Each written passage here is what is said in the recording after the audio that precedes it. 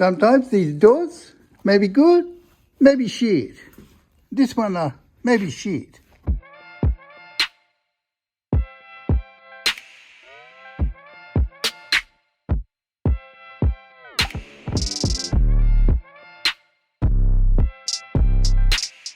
Okay, so this is one side that is completed now. I've got to do the roof, and I've done half the tailgate, as you already know.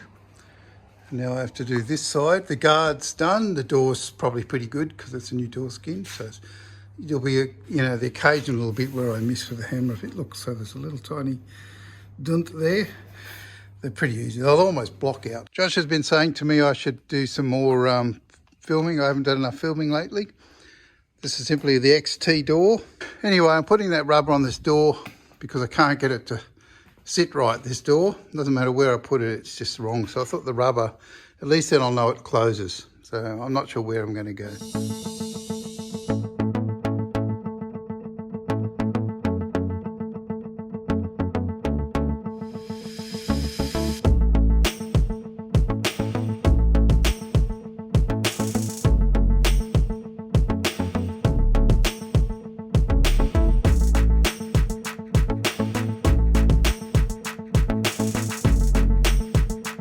I just thought I'd give you an update. I'm pretty all right now. It's like within, I don't know, 1/16 of an inch variation. I've been at it for about, I don't know, hours now. And it's sort of diminishing returns. So I think I'm probably going to call that there now. So I'm not happy with the gap yet. So it's too tight here. I'll have to just grind that back and run a weld on that. So, but the rest is not too bad.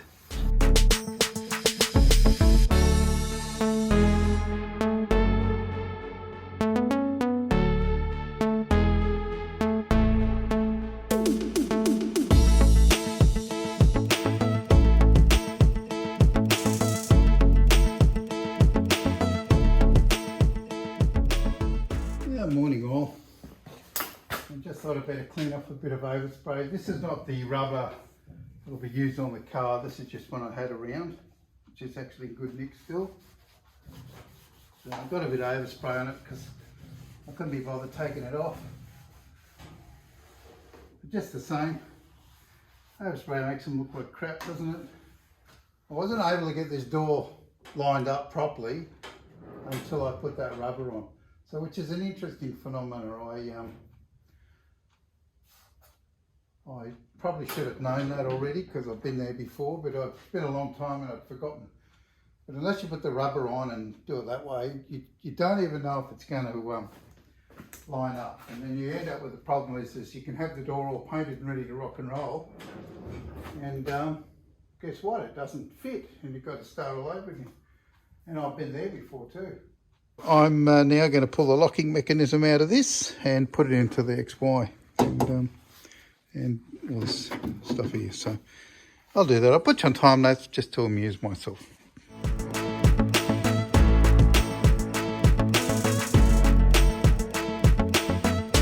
There's me door lock. It's interesting with the door lock that it, I'd say this car had been recode before, because if I'm correct, these are not gold from factory. I think they're silver or just zinc. So that's interesting. Anyway, that's interesting. So anyway, meanwhile, that's gold as well. And yet that's not. So I'm pretty sure they're not meant to be gold. Not that it really matters. No one sees it anyway. It's nice to have a coat of zinc over so they stay good. Anyway, I'm going to go and put it in the other side of the car there, so the door open and close without the rope. Yeah, I'll probably show you. Okay, so just going to grab the right. I have been using unzinced ones for this, so as far as I know, these are the ones. for the striker. Here's a striker. Riker strikers.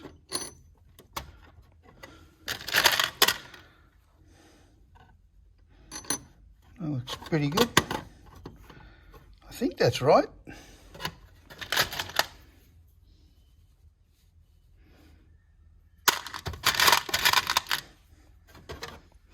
Whenever I pull a nut and bolt off a car, I send away to get zinced.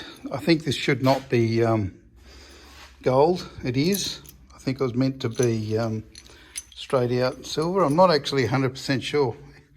So anyway, I'm about to bolt that up. I'll put you on time lapse. You'll see it, but whatever. I changed my mind. You can watch. I'm a bit lonely today. Oh, you know, I'm so lonely. I should have probably run the tap through that. I think I'll bring you back in a second. I'll just run the tap through that quickly. See how it goes. So just stand by.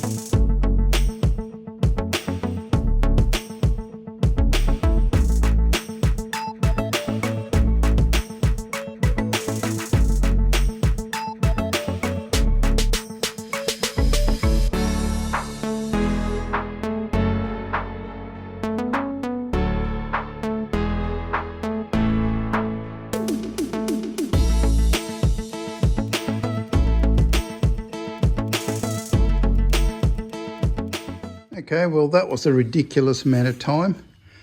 I've just moved that door and you look at it, you wouldn't even know that I've moved it. And yet now it closes and before it didn't. I'm just going to open it. Now, it probably needs to adjust up a little bit on the hinge. But at the moment it's pretty good.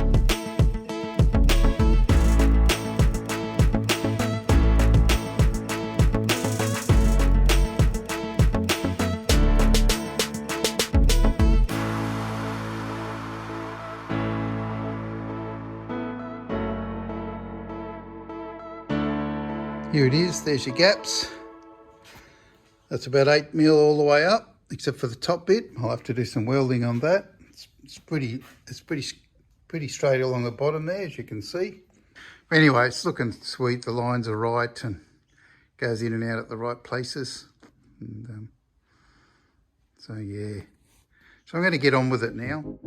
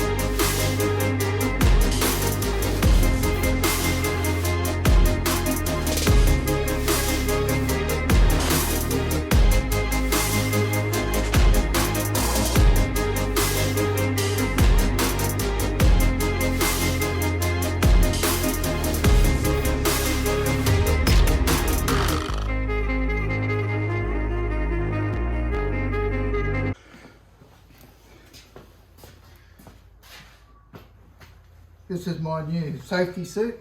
You get it in two versions with a pair of scissors, short-legged and long-legged. And yeah, it's a winter's day and I feel quite snug.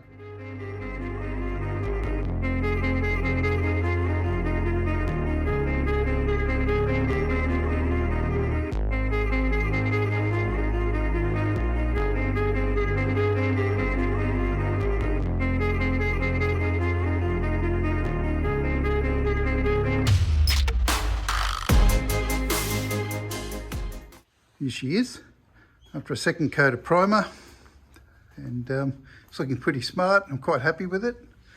I had to give it a bit more of a second coat at the top there because I'd sanded it back to metal too many places and I couldn't put any filler on there, but you'll see that that's the filler I'm going to have to put on. And I'm very happy with this section along here, straight as a gun barrel. And so anyway, so she needs a good blocking back now. A little bit of work to do on that line. There's a little bit of work to do around the wheel arch there. Got to put some seam sealer on these gaps now. And anyway, so it's a lovely, back to a lovely shape. And after you weld panels in and you carry on with it and buckles the panels and does all sorts of nasty stuff. It's pretty nice to get them pretty good. And they're bloody hard panels to panel beat these because each panel has its own little shape in each section. So, and on top of that, I don't even know the original shape to begin with. And not one of the cars has got the original shape to it. Every one has got some type of damage somewhere. Gee, I'd like to have looked at a factory one of these. Anyway, cheerio.